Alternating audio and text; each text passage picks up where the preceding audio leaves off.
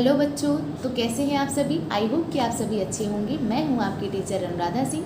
श्री समृद्धि classes में आपका एक बार फिर से स्वागत है। तो जैसा कि हम सभी जानते हैं कि थंबनेल में आपने देख ही लिया होगा कि आज हम क्लास 10th का मैथमेटिक्स का चैप्टर नंबर यहाँ पे करने वाले हैं ट्रिग्नोमेट्री। तो सबसे पहले हम समझ लेते हैं कि ट्रिग्नोमेट्री होती क्या है। Trigonometry is the branch of mathematics which deals with the measurement of sides and problem allied with angles. Trigonometry mathematics की एक ब्रांच है जो साइड्स और एंगल्स के मेजरमेंट पे काम करती है। सबसे पहले समझते हैं यहाँ पे कि ट्रिग्नोमेट्री का मीनिंग क्या है। तो ट्रिग्नोमेट्री 3 पार्ट में डिवाइड है। ये एक लैटिन वर्ड है ट्रिग्नोमेट्री और वहाँ से आया है। ट्राई का मीन्स होता है 3, गॉन मीन्स साइड्स एंड मेट्रॉन मतलब मेज़र, यानी 3 साइड्स का मेजरमेंट हमें निकालना होता है यहाँ पे। तो यहाँ पे कुछ है ट्रिग्नोमेट्री रेशियोज़। अब ट्रिग्नोमेट्री रेशियोज़ हमें, आप तो जानते हो कि ट्रिग्नोमेट्री अगर आपने बुक खोली होगी तो आपको पता होगा कि 6 ट्रिग्नोमेट्री यहाँ पे रेशियोज़ हैं। अब ये रेशियोज़ हैं sine theta, cos theta, tan theta, cosec theta, sec theta and cot theta. अब इनको समझते हैं कैसे करना है इन्हें हमें। ये रेशियोज़ हैं क्या एक्चुअल में। तो हमें पता है कि एक हमारे पास अगर राइट एंगल ट्रायंगल है, लाइक ए बी एंड सी, इनके वर्टिसेस हम नेम कर देते हैं। तो जहाँ भी 90 डिग्री बनता है राइट एंगल ट्रायंगल में, इसकी जस्ट ऑपोजिट वाली जो साइड होती है, यहाँ पे एंगल बी के ऑपोजिट में है ए सी, तो इसे हम बोलते हैं हाइपोटेनस। ये हमारा हाइपोटेनस हो जाएगा। और अगर हम कोई एक एंगल ले लें, हम ले लेते हैं यहाँ पे एंगल सी, तो जो भी एंगल होता है यहाँ पे एंगल थीटा ले लेते हैं। तो यहाँ पे थीटा एंगल के सामने वाली जो साइड होगी वो हो जाएगी हमारी परपेंडिकुलर, और जो भी बची हुई साइड है थर्ड साइड, वो हो जाएगा हमारा यहाँ पे बेस। ठीक है, अभी यहाँ तक हमारा क्लियर हो चुका है। हमें समझना है साइन थीटा। तो साइन थीटा क्या है। साइन थीटा, यहाँ पे आपको 3 चीज़ें याद करनी होगी। बची हुई जो 3 रेशियोज़ हैं आपको ऑटोमेटिकली याद हो जाएंगे। सबसे पहले समझते हैं साइन थीटा क्या है। तो थीटा यानी एंगल लेना है हमें। अगर साइन थीटा है तो साइन थीटा, अगर अल्फ़ा होता तो यहाँ भी अल्फ़ा हम देखते हैं एंगल्स ट्रायंगल में। तो यहाँ पे साइन थीटा है, तो साइन थीटा होता है हमारा perpendicular upon base, perpendicular upon hypotenuse. तो परपेंडिकुलर अपॉन हाइपोटेनस, तो परपेंडिकुलर है यहाँ पे हमारा ए बी और हाइपोटेनस है A C. Same as it is cos theta की डिनोमिनेटर में भी हाइपोटेनस होगा, बट यहाँ पे न्यूमरेटर में आपका बेस होगा। तो कॉस थीटा होता है हमारा बेस अपॉन हाइपोटेनस। बेस है हमारा BC और हाइपोटेनस है हमारा AC। सेम इसी तरीके से अगर हम टेन थीटा को देखें तो टेन थीटा हमारा ऑपोजिट होता है परपेंडिकुलर अपॉन बेस। यहाँ पे हाइपोटेनस नहीं आता, तो परपेंडिकुलर है हमारा AB और यहाँ से बेस है हमारा BC। अगर आप इसको देखें तो आपको बाकी के 3 रेशियोज़ याद करने की ज़रूरत ही नहीं है। बाकी के 3 रेशियोज़ के साथ क्या होगा कि यहाँ पे हम इसे ऑपोजिट लेते हैं, साइन थीटा कॉसिक थीटा। तो साइन थीटा का ऑपोजिट होता है कॉसिक थीटा। तो साइन थीटा अगर परपेंडिकुलर अपॉन हाइपोटेनस है तो कॉसिक थीटा हो जाएगा हाइपोटेनस अपॉन परपेंडिकुलर, और हाइपोटेनस था हमारा AC और परपेंडिकुलर है AB। Same as it is cos theta का ऑपोजिट होता है सेक थीटा। कॉस थीटा अगर हमारा बेस अपॉन हाइपोटेनस है तो सेक थीटा हो जाएगा hypotenuse upon base. Tan theta अगर हमारा परपेंडिकुलर अपॉन बेस है और टेन थीटा का ऑपोजिट होता है कॉट थीटा, तो कॉट थीटा को हम लिख सकते हैं बेस अपॉन परपेंडिकुलर। यहाँ पे इसकी वैल्यूज़ लिख लेते हैं। ये हो जाएगा हमारा AC अपॉन BC, और यहाँ पे base upon perpendicular which is BC upon AB। तो बस आपको sign theta, cos theta, tan theta याद रखना है, और ऑपोजिट में आपको याद रखना है कि जो साइन थीटा होता है ये हमारा ऑपोजिट होता है कॉसेक थीटा का, या फिर आप इसे लिख सकते हैं कि कॉसेक थीटा जो होता है हमारा वो ऑपोजिट होता है हमारा साइन थीटा का। ये दोनों एक दूसरे के इन्वर्सली प्रोपोर्शनल होते हैं, कह सकते हैं इस तरीके से, रेसिप्रोकल हैं एक दूसरे के। तो यहाँ पे हो गया हमारा, अगर हम कॉस थीटा को देखें तो ये भी हमारा सेक थीटा का ऑपोजिट होता है, रेसिप्रोकल। और सेक थीटा का अगर हम लिखेंगे तो इसे हम लिखेंगे reciprocal of cos theta. Same as it is tan theta को हम लिख सकते हैं reciprocal of cot theta, and cot theta को हम लिख सकते हैं रेसिप्रोकल ऑफ टेन थीटा। ये ऑपोजिट होते हैं, एक की वैल्यू आपको पता है तो दूसरे की वैल्यू हम तुरंत उसका रेसिप्रोकल करके निकाल सकते हैं।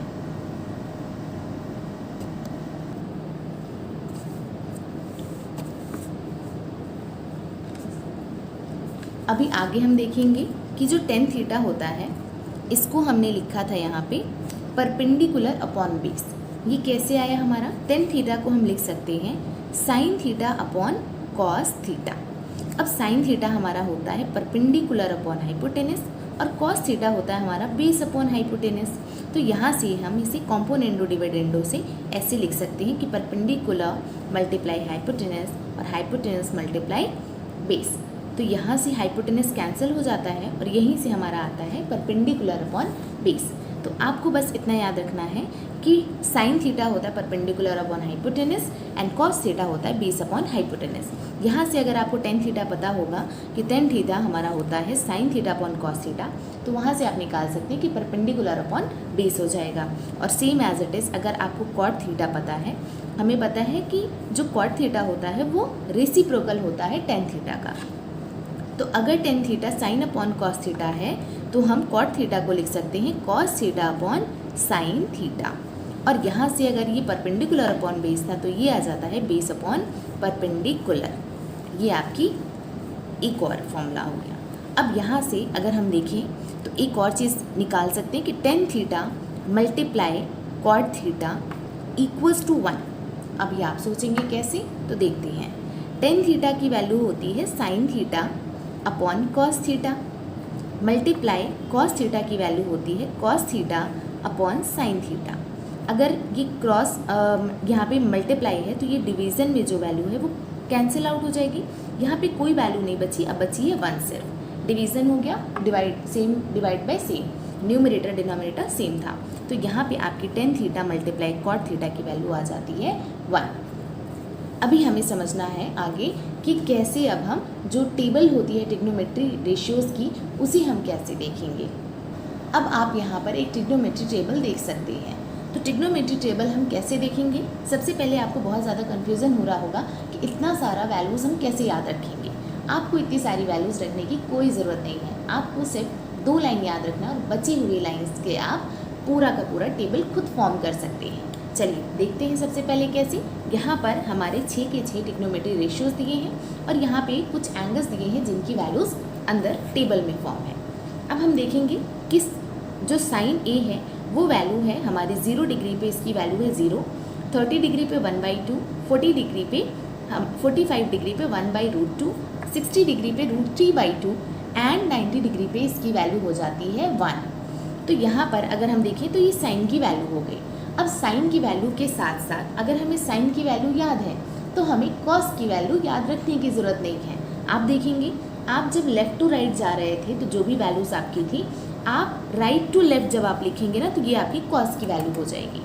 तो 0, 1/2, 1/√3, 1/√2, √3/2 एंड 1। तो आप राइट टू लेफ़्ट चलेंगे तो कॉस की वैल्यू आ जाएगी। तो 90 की जो वैल्यू थी साइन की, अब आप कॉस लिखेंगे तो आप 0 डिग्री पे 90 की वैल्यू, फिर 60 डिग्री पे 30 डिग्री की वैल्यू, 45 पे 45, 30 डिग्री पे 60 डिग्री की और 90 डिग्री पे आपकी 0 डिग्री की वैल्यू। तो यहाँ आप देखेंगे कि लेफ़्ट टू राइट जब जा रहे थे जो भी वैल्यू आपने साइन की लिखी थी, कॉस की वैल्यू के लिए आप राइट टू लेफ़्ट लिख दीजिए, साइन की वैल्यू आपका आंसर हो जाएगा। सेम एज इट इज़ अगर आप 10 की वैल्यू देखेंगे तो 10 की वैल्यू क्या थी हमारी? 0, 1/√3, 1, √3 एंड नॉट डिफाइंड आपकी अलग अलग एंगल्स पे हैं। तो आप देखेंगे कि जो 10 की जो भी वैल्यू है, अगर आप देखोगे कॉट की वैल्यू तो आप क्या करेंगे? 10 क्या होता है? 10 हमारा होता है 10 एंगल ए। ये क्या होता है? Reciprocal of cot angle A. तो आप कॉट एंगल ए अगर लिखते हैं तो वो भी रेसिप्रोकल होता है 10 का।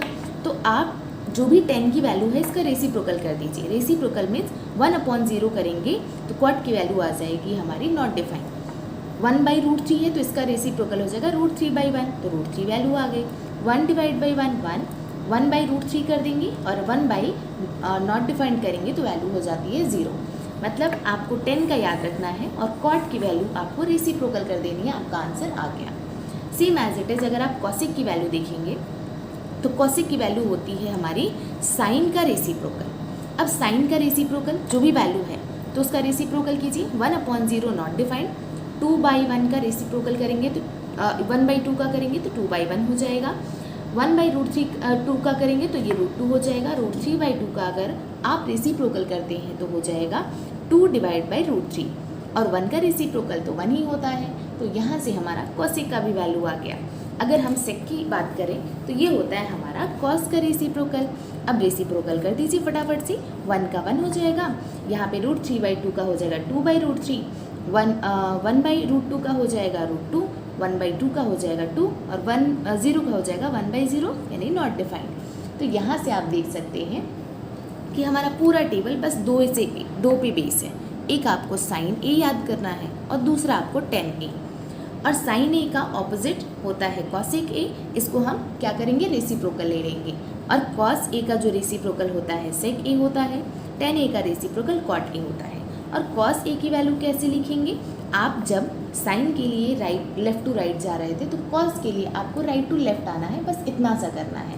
बाकी आपको टेबल याद रखने की ज़रूरत नहीं है, बस 2 लाइन आपको ज़रूर याद रखनी है। चलिए, आपको आई होप कि आपको समझ में आ गया होगा। अब हमें लास्ट देखना है अपना trigonometry identities. Trigonometry identities total होती है हमारे पास 3 यहाँ पे। तो 3 ट्रिग्नोमेट्री आइडेंटिटीज आपको दिख रही होंगी। ये फॉर्मूला बहुत इजी है, आपको याद भी हो जाएगा, लेकिन आपको याद नहीं रखना है। हो सकता है आपको एग्जाम टाइम में ये वैल्यूज़ भूल जाएं, तो आप क्या करेंगे कि सिर्फ और सिर्फ पहली वाली वैल्यू याद रख लीजिए। ये क्या है हमारी, sin square theta plus cos square theta equals to 1। दूसरी है 1 + tan square theta equals to sec square theta. Third है 1 + cot square theta equals to cosec square theta.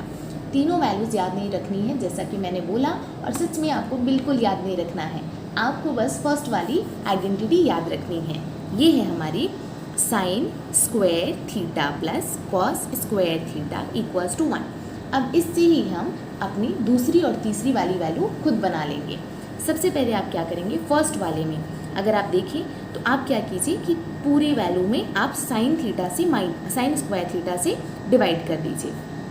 चलिए हम करते हैं इसे, यहाँ पे sin स्क्वायर थीटा से इसको डिवाइड कर देते हैं। तो sin स्क्वायर थीटा हो जाएगा 1।